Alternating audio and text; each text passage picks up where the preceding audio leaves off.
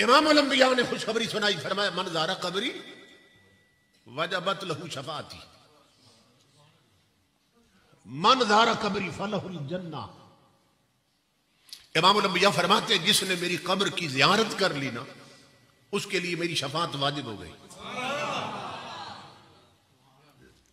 اور من زار قبری وجب لہ الجنہ، وجب لہ الجنہ، اس کے لیے جنت واجبت لہ الجنہ۔ امام الانبیاء فرماتے ہیں اس کے لیے جنت واجب ہو گئی جو میرے روزے میری قبر کی زیارت کر لے۔ من زار قبری۔ امام الانبیاء کے غلاموں، اب ایک سوال پیدا ہوتا ہے کہ ہم جب جاتے ہیں مدینہ پاک حاضری دیتے ہیں تو ہمیں تو حضور کی قبر مبارک نظر ہی نہیں آتی، کیونکہ 1924 میں یہ سعودی عرب بنا ہے، پہلے صرف عرب شریف تھا، پہلے اس کا نام سعودی عرب نہیں تھا۔ یہ 1924 میں بنا کہ جب سعود بن عبدالعزیز کی حکومت آئی تو جو حکمران تھا اس کا نام تھا سعود، اس کی نسبت سے اس کو سعودی کہنے لگ گئے، سعودی عرب، کہ سعود کا عرب۔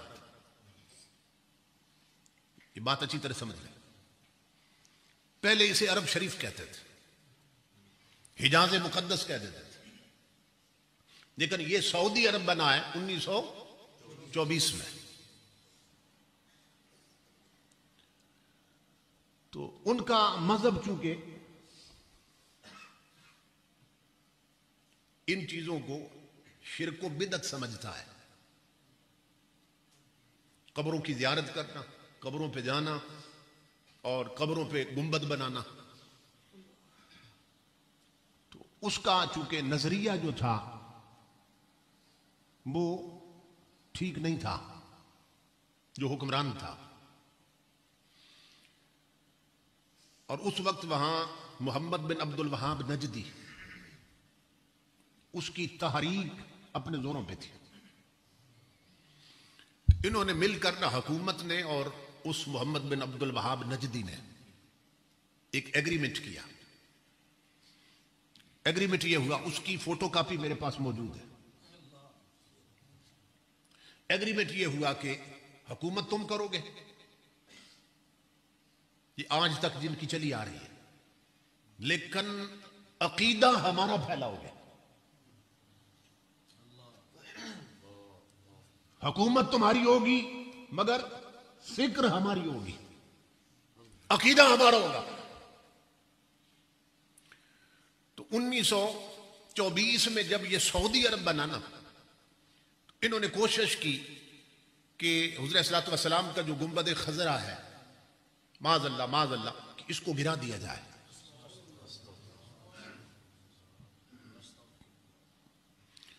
اور دیگر جو مزارات پہ گنبد بنے ہیں وہ بھی سارے گرا دیے جائیں۔ تذکرہ نقشبندیہ ایک کتاب چھپی ہے، 1200 صفحات کی کتاب ہے وہ، اس میں جنت البقیع میں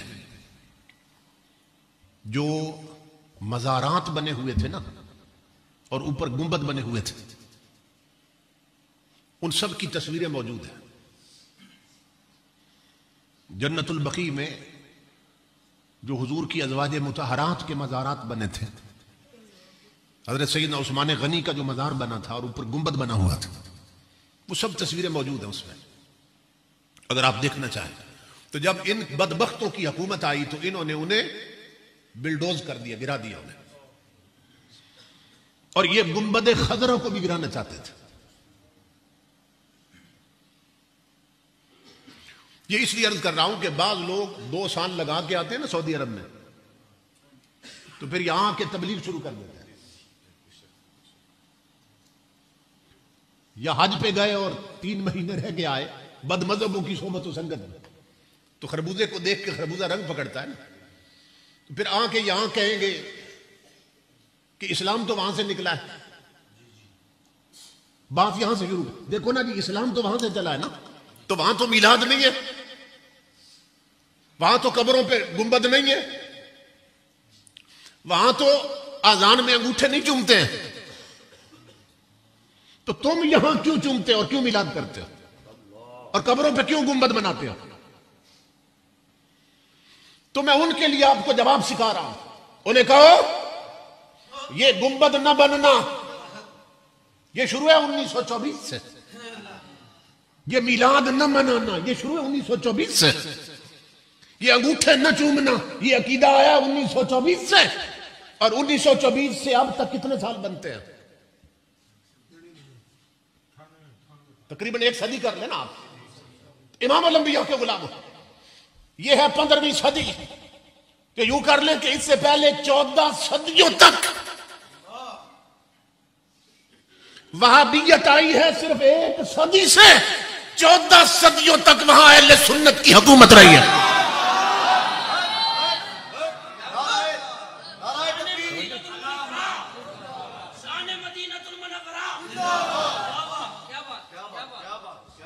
اور یہ مدینہ پاک میں جو حضور کا گنبد خضرا ہے, جو سنیوں کی آنکھوں کا نور ہے اور ایمان کا سرور ہے, امام الانبیاء کے غلاموں یہ 1924 سے پہلے کا بنا ہوا ہے. اس کی تاریخ پڑھیے یہ کس نے بنایا تھا. تو یہ اس وقت جو حکومت ہے ان کا تو عقیدہ یہ گنبد بنانا حرام, سمجھ رہے ہیں نا. تو 1924 سے جو آئے ہیں ان کا عقیدہ ہے گنبد بنانا حرام. تو سوال یہ ہے کہ مدینہ پاک میں گنبد خضرا پھر بنایا کس نے؟ تو یہ گنبد خضرا اعلان کر رہا ہے کہ مجھے بد مذہبوں میں نہیں, بد مذہبوں نے نہیں بنایا, مجھے اہل سنت نے بنایا ہے.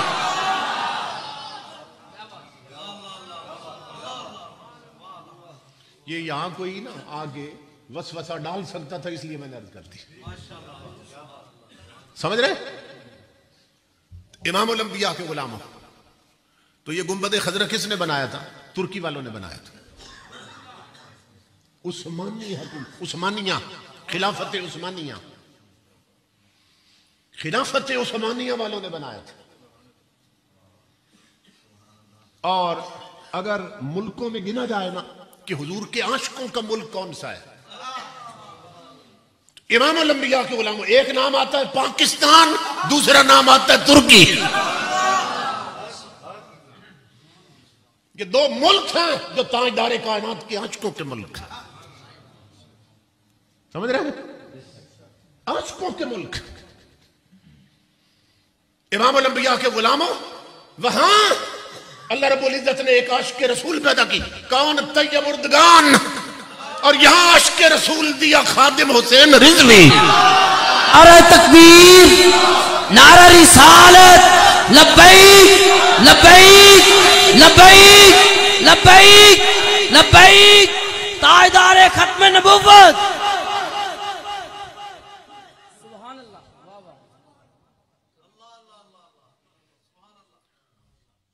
تو یہ جو گنبد خضرا ہے یہ ترکی کے عاشقوں نے بنایا تھا. اور یہ جو مسجد نبوی کی نئی تعمیر ہے نا, اس کو اگر آپ چھوڑ دیں اور پرانی تعمیر دیکھیں تو وہ بھی ترکی کے عاشقوں نے بنائی تھی. اگرچہ انہوں نے رنگ بدل دیا, پینٹ اوپر کر دیا, دوسرا رنگ کر دیا. لیکن میں 1994 میں پہلی دفعہ حاضر ہوا وہاں پہ, اس وقت وہی رنگ تھا جو ترکی کے عاشقوں نے کر رکھا تھا, وہی چلا رہا. انہوں نے پھر اس کو چینج کر دیا رنگ کو, لیکن بلڈنگ ابھی تک وہی ہے. انہوں نے جس طرح باقی مزارات گرائے, یہ چاہتے تھے گنبد خضرا بھی گرا دے. اس وقت ترکی نے اعلان کیا تھا, ترکی نے کہا او سعودی عرب والوں یہ سن لو, اگر گنبد خضرا کو تم نے چھیڑا وہ ہم نے بنایا, اگر تم نے گنبد خضرا کو چھیڑا تو اعلان سن لو کہ اگر مدینہ میں گنبد خضرا نظر نہیں آئے گا تو میں ایسا حملہ کروں گا پھر دنیا کے نقشے میں سعودی عرب بھی نظر نہیں آئے گا.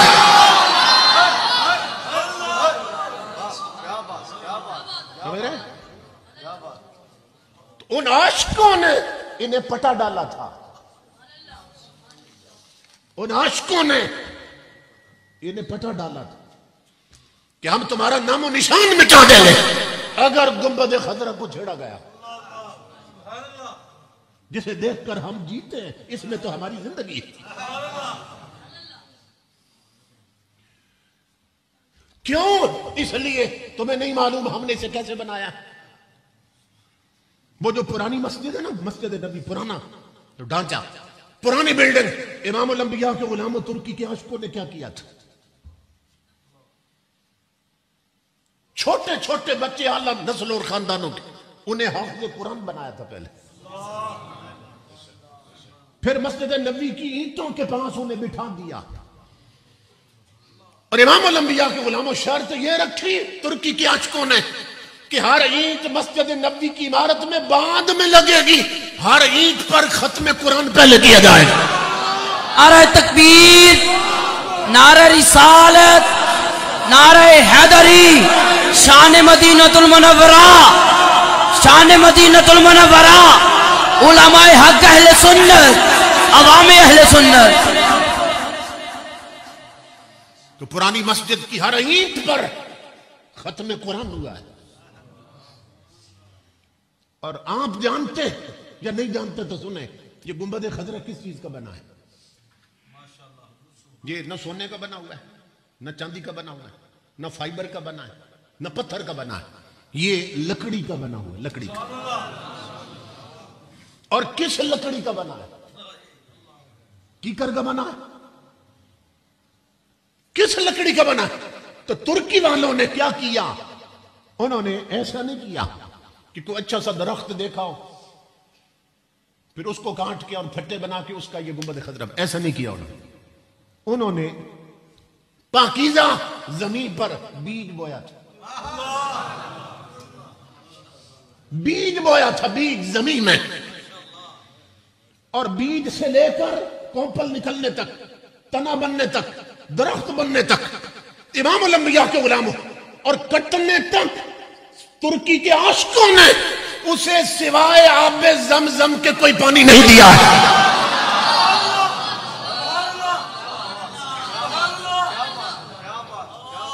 سمجھ رہے؟ سوائے زمزم کے اس بیج کو کوئی پانی نہیں پلایا گیا، وہ زمزم پی کے درخت بنا ہے، اس درخت کے تختوں سے گنبد خضرا بنا۔ تو ترکی والوں نے جس محبت اور عشق سے بنایا تھا اور جس ادب سے بنایا تھا، تو یہ ضروری تھا کہ وہ اعلان کرتے اگر سعودی عرب میں گنبد خضرا نظر نہیں آئے گا تو پھر دنیا کے نقشے میں سعودی عرب بھی نظر نہیں آئے گا۔ تو یہ وہ خباثتیں کرتے رہتے ہیں اس طرح۔ تو میں یہ عرض کر رہا تھا امام الانبیاء کے غلاموں، انہوں نے کیا کیا؟ اب وہ گنبد خضرا تو نہ گرا سکے، لیکن خباثت کیا کی انہوں نے؟ جالیوں کے اندر نہ انہوں نے پردے ڈال دیے، جالیوں کے اندر چھت سے لے کر زمین تک لمبے پردے تن دیے کہ دنیا بھر سے آنے والے عاشق رسول ان کی اندر نظر نہ جا سکے حضور کے روضے تک۔ پھر اندر لائٹ بھی نہیں ہوتی، آپ جانتے ہیں اندر کوئی بلب نہیں لگا ہوا۔ تو یہ سب ان کی جو گندی فکر ہے نا، یہ اس کا نتیجہ ہے۔ اب پھر سوال یہ پیدا ہوا کہ امام الانبیاء نے جو بشارت دی تھی وہ اس میں یہ شرط تھی جو میری قبر کی زیارت کر لے اس کے لیے جنت واجب ہو گئی۔ اب قبر تو نظر نہیں آتی، حضور کی مبارک لحد نظر نہیں آتی، آگے پردے ہیں، پھر اندر بلب کوئی نہیں، تو نظر نہیں آتی۔ تو پھر اب جو جاتے ہیں حضور کے روزے کی زیارت کے لیے تو کیا انہیں بھی یہی اجر ملتا ہے جو حدیث میں حضور نے بتایا کہ جس نے میری قبر کی زیارت کری اس پر جنت واجب ہو گئی؟ اب قبر مبارک تو نظر نہیں آتی، اب تو صرف جالیاں نظر آتی ہیں۔ یہ زیادہ غور سے دیکھے تو تھوڑا اندر پردہ نظر آ جاتا ہے دن کو، وہ بھی جب گنبد خضرا نظر آتا ہے تو کیا انہیں دیکھنے پر بھی یہی اجر ملتا ہے؟ تو سونے علماء نے جواب کیا دی، انہوں نے کہا سنو، سنی چونکہ جاتا ہی نبی پاک کی خاطر ہے. اہل سنت جاتے ہی مدینے میں حضور کے لیے، کیونکہ وہاں کشتہ عشق مصطفیٰ اعلی حضرت آواز دے رہے، حاجیو آؤ شہنشاہ کا روزہ دیکھو، کعبہ تو دیکھ چکے اب کعبے کا کعبہ دیکھو.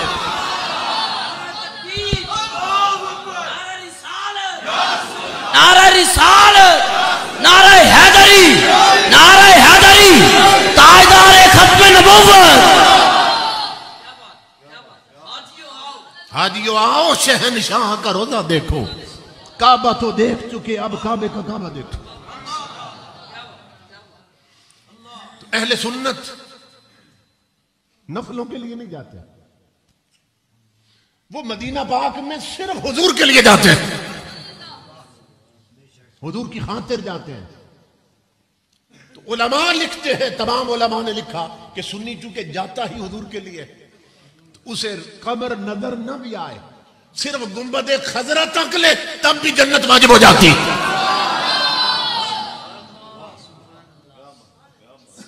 کیونکہ اصل نیت دیکھی جاتی ہے، انٹینشن کیا ہے.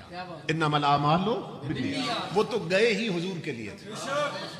اب یہ تو ہماری مجبوری ہے، آنکھیں پردے اور نظر نہیں آتی، تو گئے تو حضور کے لیے تھے. تو وہ کہتے ہیں انہیں نیت پر اجر ملتا ہے، اور وہی ثواب عطا کیا جاتا ہے جو انہیں ملتا تھا جو حضور کے قبر مبارک کی زیارت کرتے تھے. تو امام الانبیاء کے غلاموں، اب جو نتیجہ دینا چاہتا ہوں وہ سنیے. اب یہ سوچئے کہ آج ہم جیسے گناہگار لوگ مدینہ پاک میں جا کر صرف گنبد خضرا کی زیارت کر لیں تو جنتی ہو جاتے ہیں،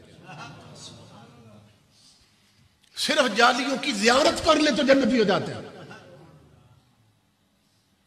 اب تصور کرو کہ جس گنبد خضرا کو تکنے والے جنتی بنتے ہیں، وہ 15 صدیوں سے اندر لیٹنے والے کیا بنے ہوں گے.